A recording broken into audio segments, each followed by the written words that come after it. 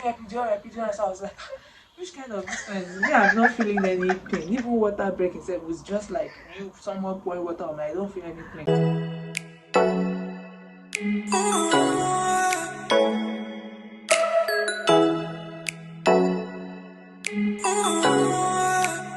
Hi guys, welcome back to my YouTube channel. It's your own girl, BukolaItalumhe. Bukola. To my old subscribers, thank you for coming back, and to the new ones, a cowboy. Today I came with a beautiful sister of mine, a beautiful madam of mine. This topic has been on popular demand because my DM is already full because of people that are pregnant and are planning to come to the UK, or they are planning to get pregnant when they get here, and Bukola, how do we do it? How do we go about it? What's the process? What if I'm independent or I'm a student? Or Bukola got you. The person we have here is a dependent, and she came into the UK pregnant. So we are going to gist about her pregnancy journey, how she gave birth, everything and everything. Don't worry, you will enjoy it. You will enjoy it. Just don't worry. So stay tuned. So let me welcome her. You're welcome. Thank you very much. So please let us meet you.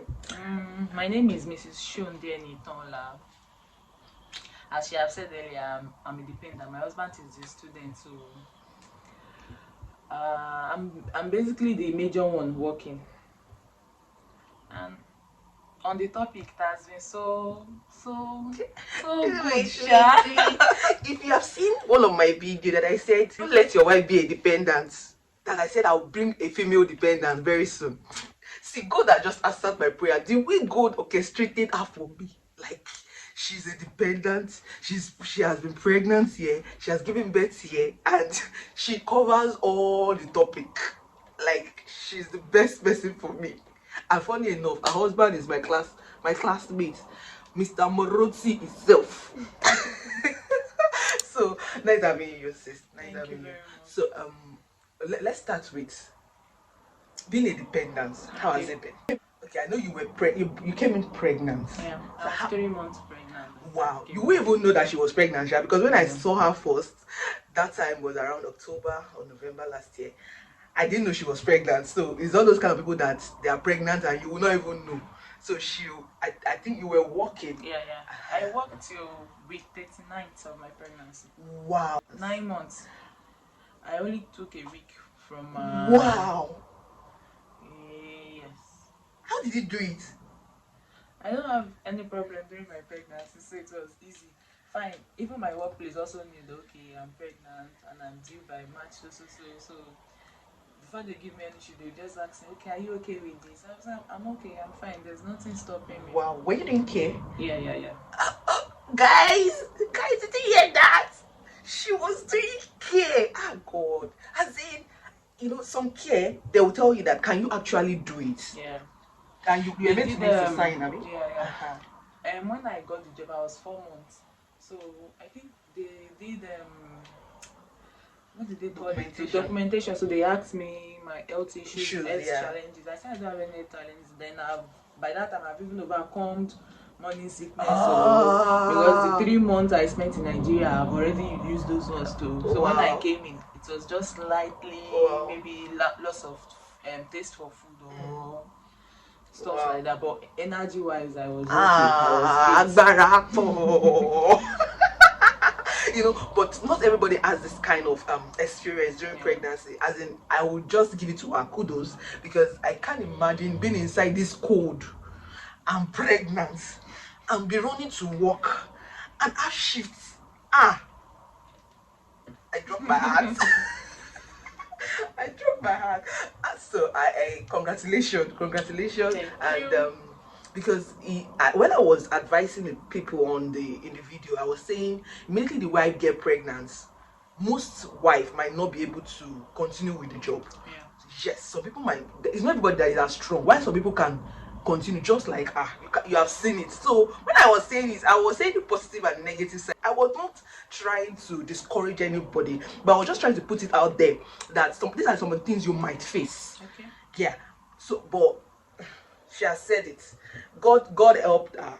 But I don't know if you want to share anything during that time with us, like being a dependent? Number one, the reason why I was a dependent was that by the time we heard about the UK spouse and student stuff, my result was not out by then. I think I was rounding up my final exam. So my husband already has his own result, transcript and everything, so he put in for it.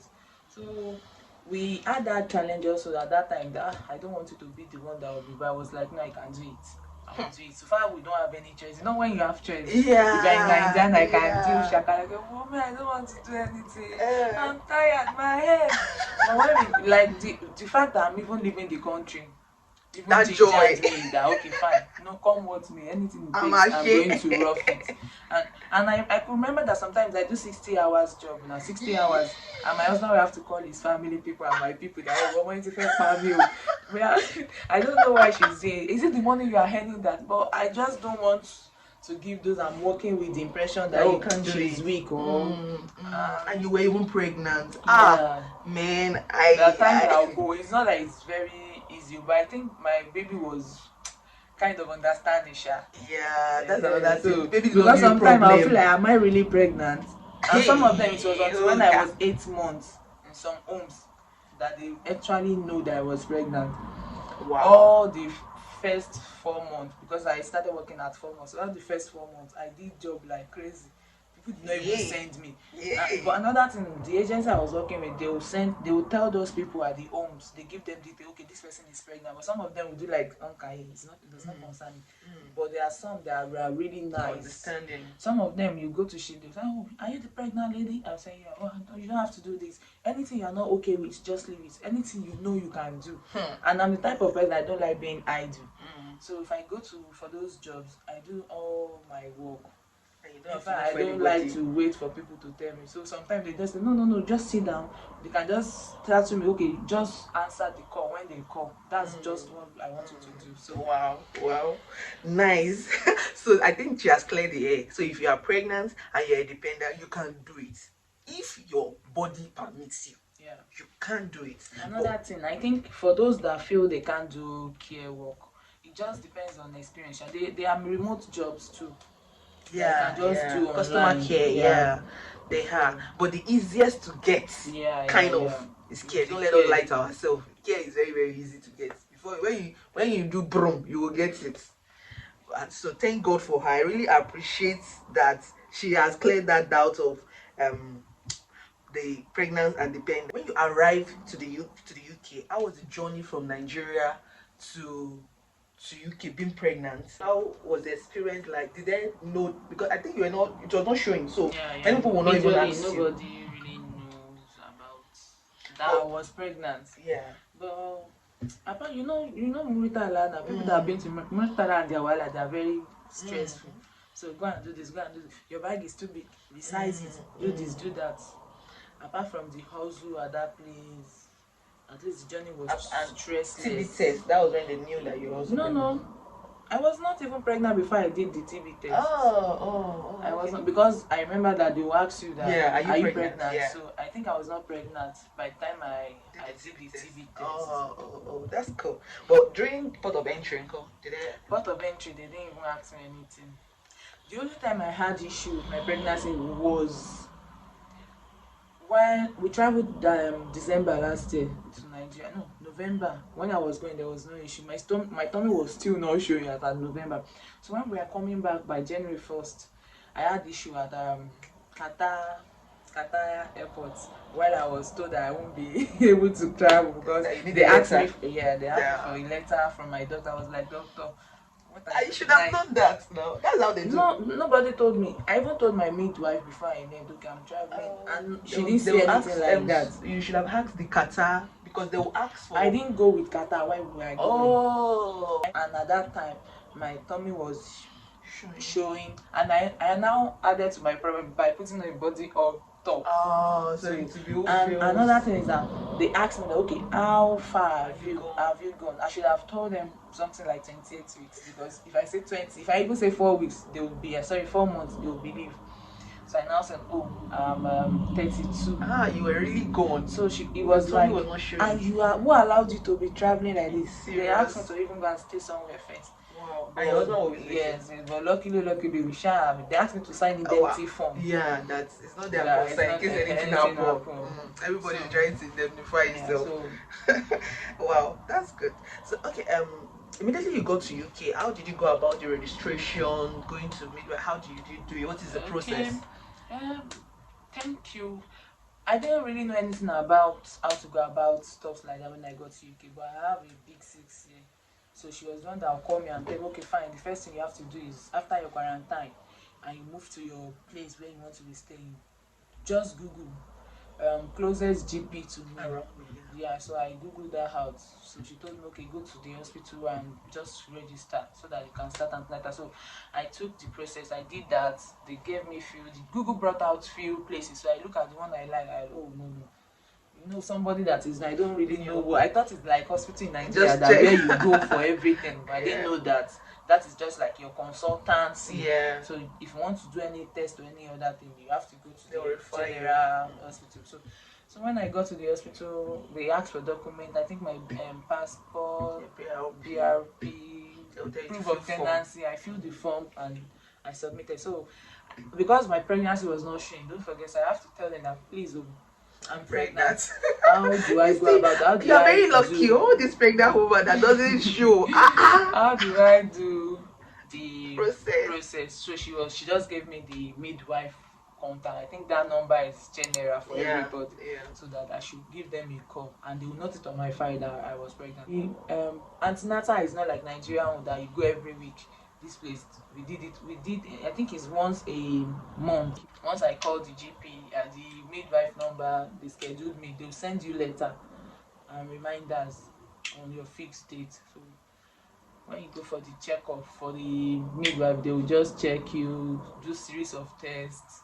But it's not like Nigeria one that will go for one more metal, all these paparazzi. So fine. You know, being a first time mom, I didn't even say that from the beginning. yeah. She's a first time mom. Oh, hey God, Yeah. kudos to her. Like I really miss that place because I used to see people say, we are going to antenatal, they will sing and dance. So I'm always like having that kind of mentality. Okay, maybe it will be like that, but unfortunately, it wasn't like that. Just hearing It's from just you that. and your midwife. So wow, first time mom in the house. See, this one is your perfect example. Perfect example. And wait, did you bring in grandma here, or No. is anybody helping you? Just me and my husband. Sure, you are here.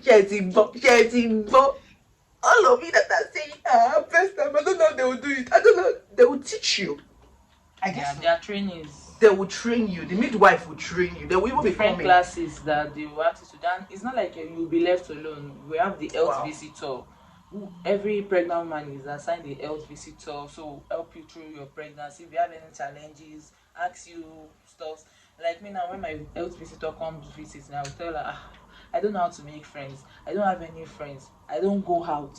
Except I go to work, I come back, I sleep, I eat, I wake up, go to work, come back. So it's just me and my husband basically. But the woman was like, there are several groups that I can join. But I did not join any group. It's just me and my. But it's cool. I want you guys to understand that you don't need to have anybody around in terms of your mom or your sister. You can, when you are left alone, you won't know where the energy will come from. Funny enough, I had CSO. Ooh. See, Mr. Moroti, tẹ́ pé ẹ ti ra drink, kẹ́ kẹ́tútú owó san fún mọ́mì. Ẹ ní láti tó owó san. As is straight, see energy.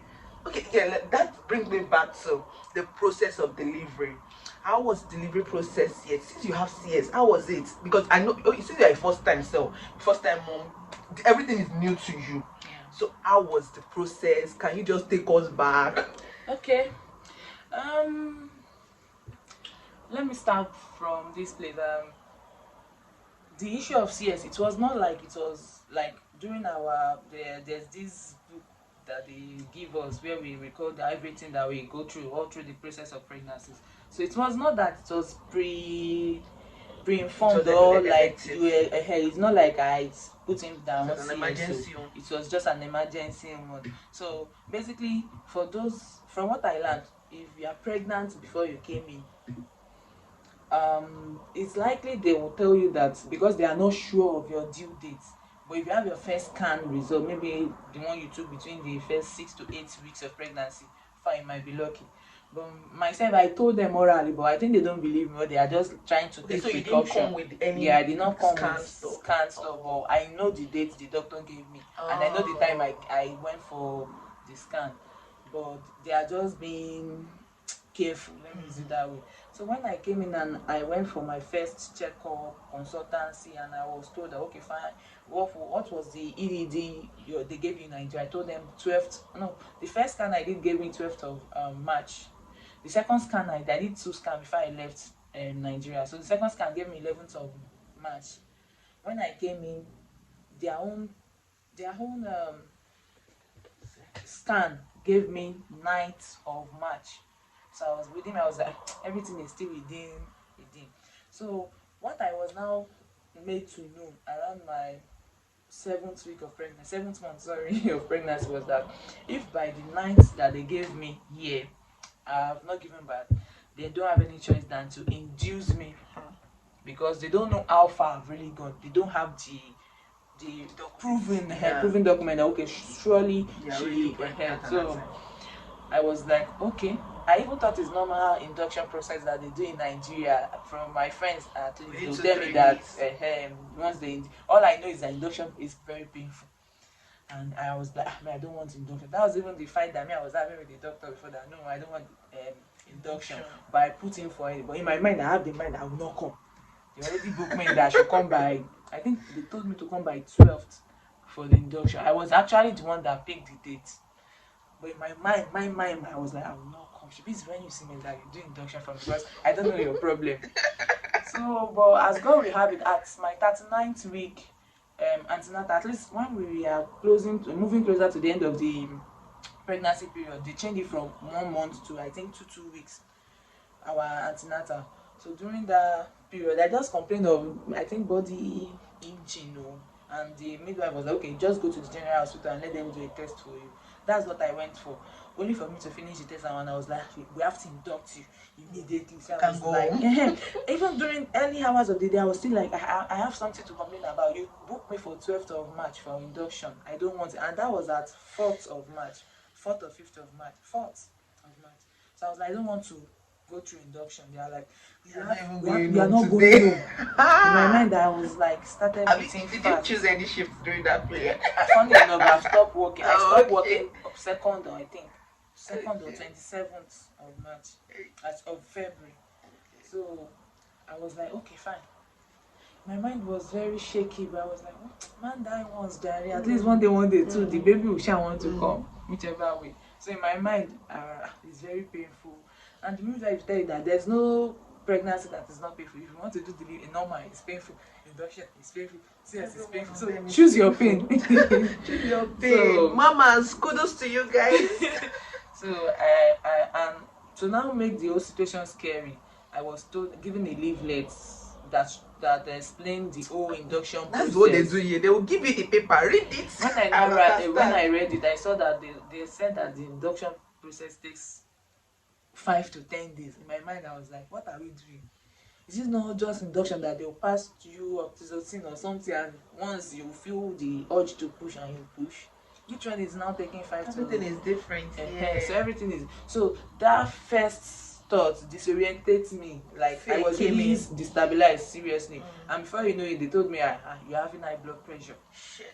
And I was like, how would I have high blood pressure? You people are even giving me, because let me say, maybe because I was not aware of the process. Probably if I had been through something like this, maybe I've had experience, or somebody explained that okay, induction takes longer time, it's normal, stuff like that, I might not feel that scared. But to cut the long story short, I did the induction.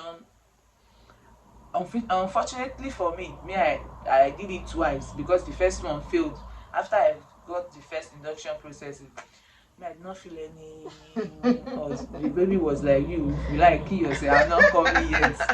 So I was just like, God. They asked me. I was even hospitalized all through the process, that I won't be able to go. So I was in the hospital. I've been in the hospital like 3 weeks before because of your BP too. Yeah, so because of my BP, so they are like, no, they will not allow you to go. Yeah. Because if I now start anything feeling at all. contraction at that time, and there's They will no not allow help you to. around. This That one's not it here. could be years. That's why I'm saying that all pregnant woman, you will enjoy. In this place, they will take care of you because they don't, and it is free.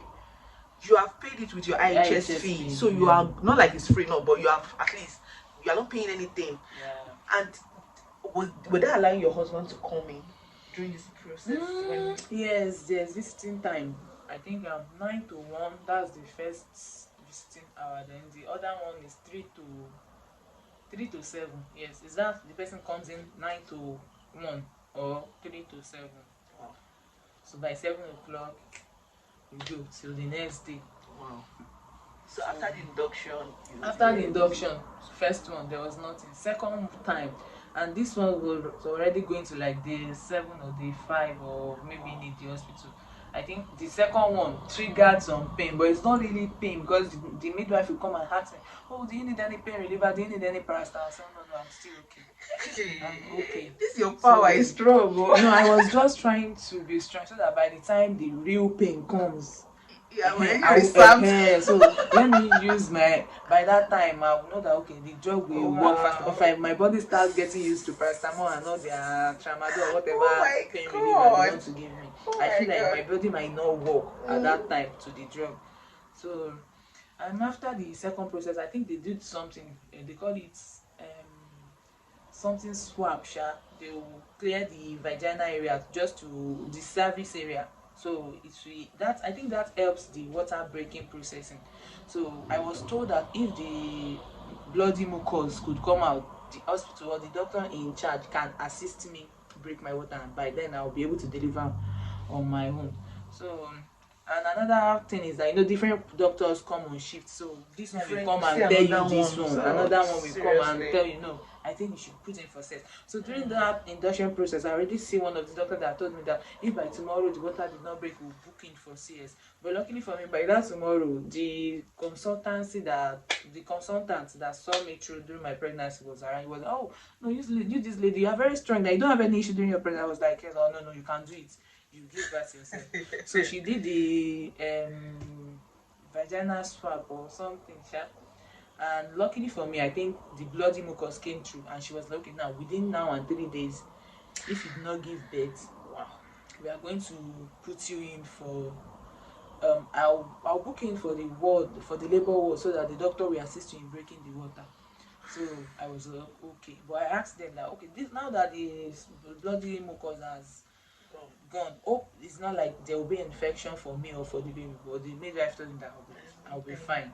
Okay, fine. So I believed I was there. Even along the line, I was asked to go home center because they are not even feeling anything.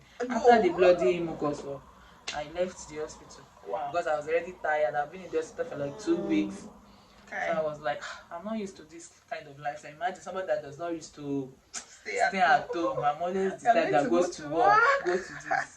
So you now telling me to just stay in the hospital on the bed. And they'll be giving you food. They'll be giving me food, even if it is not food I enjoy. It's not like Nigeria food. Not tamala, not pepper soup. Yes.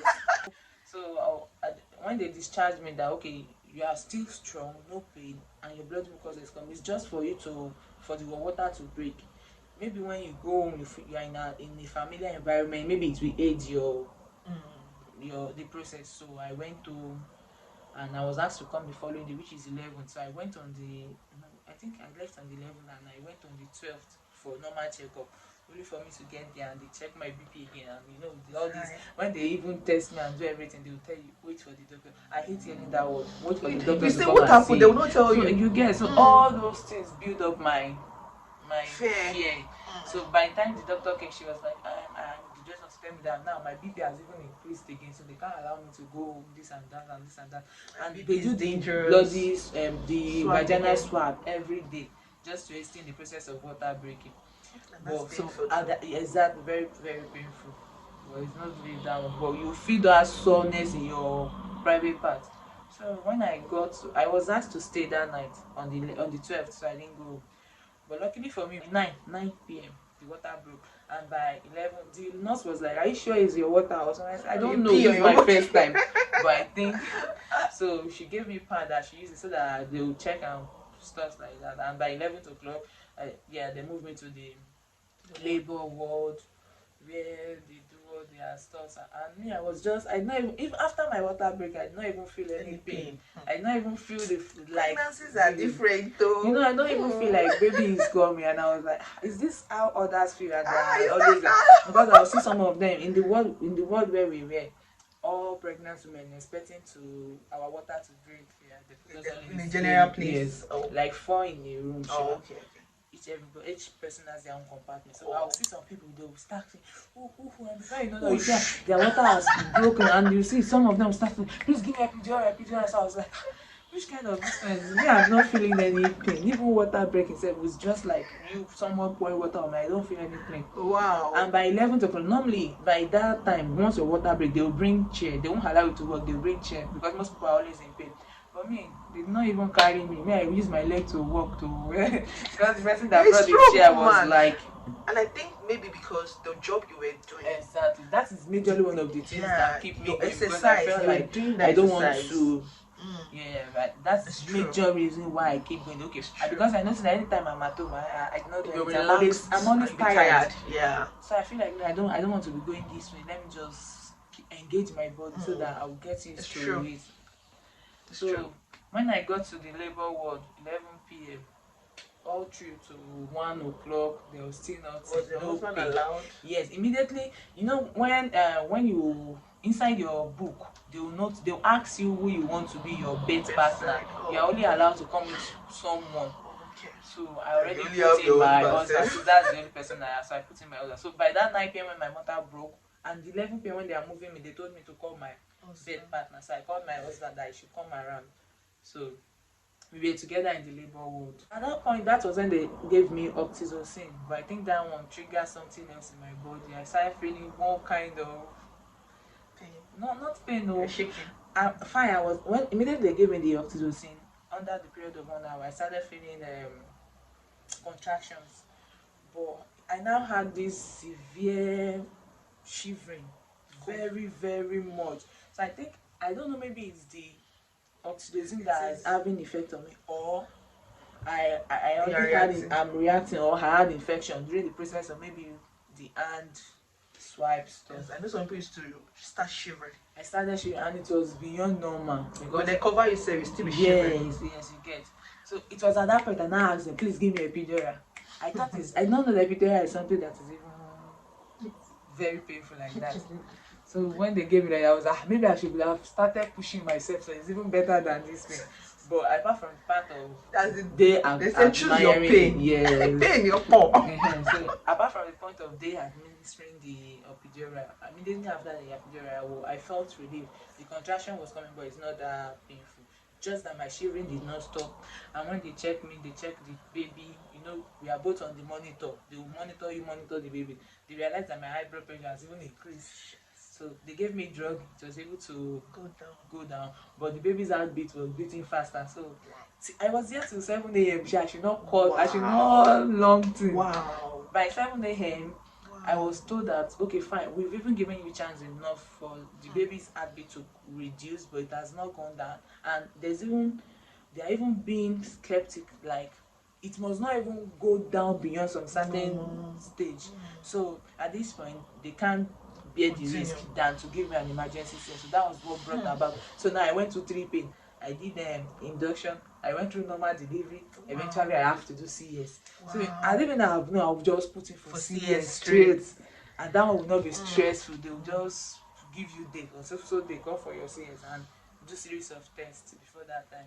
Before then, so at 7:30, is serious. Like serious. When I think of it sometimes, I don't want to give that again. So after the whole process, I just had the CS, and both baby and mother is fine. That's the major thing. And they will do checkup for the baby immediately he was born. Check his every part of his body. So far it's fine. Myself, they will give you like let's just not like the hospital care, the way they will care for you here. No, I give it to them. Even after my delivery, they said I had infection. They will trace it to the source, and make, even if it will take them, because after like 2 months, I'll see, like after 2 months of me give, or close to 2 months, I'll still going for checkup, and I'm having drip just to clear out the infection. So they go to detail, like even at the point I told them that just discharge me, I don't want again, but still yet, because I told them I'm tired of being in the hospital, so they just want to make sure that okay, fine, they do this thing and clear it out once. So it was until I did like 3 blood culture and they were like, okay, fine, the infection is free, you're infection free. That was when I stopped all the medication and so everybody, don't be scared. You have good hands. You can't even compare it. You can't even compare. Don't even compare it. And they'll do what is best for you and the baby. So you'll be fine. So I think we'll have to round up now, and we've said almost everything.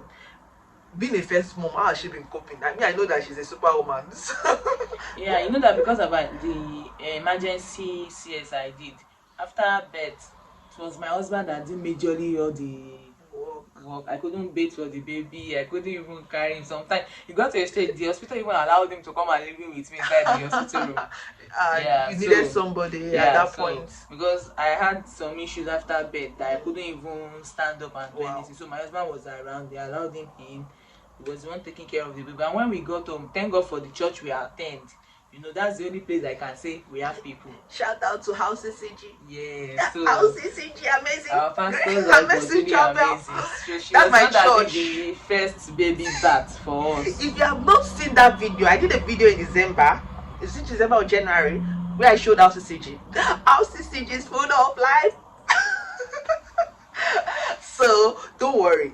You see, that is another reason you should mix up with people. Yeah. Get a fellowship or a gathering of people that you can, a community of people. So don't just be a lone ranger. Don't just say, I beg, I don't want to get used to Nigerians. Some people will say, no, maybe I don't want to get used to it. Nigerian people, I don't like Nigerian problem. But sometimes you need them. Yeah. So don't be a lone ranger. Get to know people. Get involved in church. If you are going to join units, join units. Ask questions, ask for your pastor's number, call them, ask what you should ask. Especially if you are pregnant and you're not going to bring in your mother or your mother-in-law as fast as possible. You need people around. And time is money here. Nobody will come and waste their time. 1 hour is maybe 10-15 pounds that you go and earn. They will not come and sit with you. So you need better people around. So I think we've come to the end. But is there any challenge or any advice you would advise upcoming mom that is a dependent and also planning to get pregnant, already pregnant? Do you advise them for anything? Number one thing, if you are in Nigeria and you are planning to come over, if it is possible, please let your husband be the dependent and you be the one to study. Because as a guy, you know, I believe that guys generally should have the more strength to do all kind of hustles. Let the guy do the major hustling part, because you know there are sometimes I see some shift that okay, maybe after coming from one shift I see another shift, I'll feel like going, but my husband will feel like wash off his share, she and you're even pregnant. So I have to just calm down. But if he was this dependent, of course, and that would be more money. Exactly, as a guy, he would have been able to do all kind of stuff together just to earn more. So majorly because of that, even my friends and people that want to come, I give them that advice also, that okay, boy, if you feel like you want to be the one that will be studying, but don't get pregnant. You want to be the dependent. Good for you. No, they cannot tell them to get pregnant. They can have the not everybody that is as strong as you. This your energy. This place inside code. I respect you. I can't be pregnant inside the code as you. It's not funny, but it's true. It's true. And you know that time was even during that December. No, it was cold. Man, extremely cold. Hey, Mr. Muruti, you need to pay your wife again.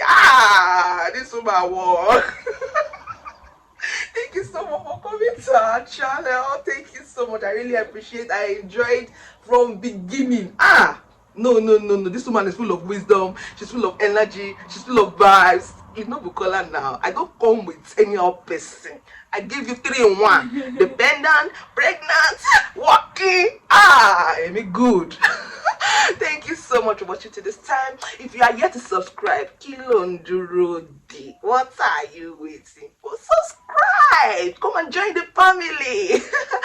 And please, if you want to send me a message, please send me a message on my Instagram. That's the best place to reach me. You can also send me mail on my mail, bukola@gmail.com. But on Instagram, at BukolaItalumhe, you will reach me fast. So, see you guys next time. Bye.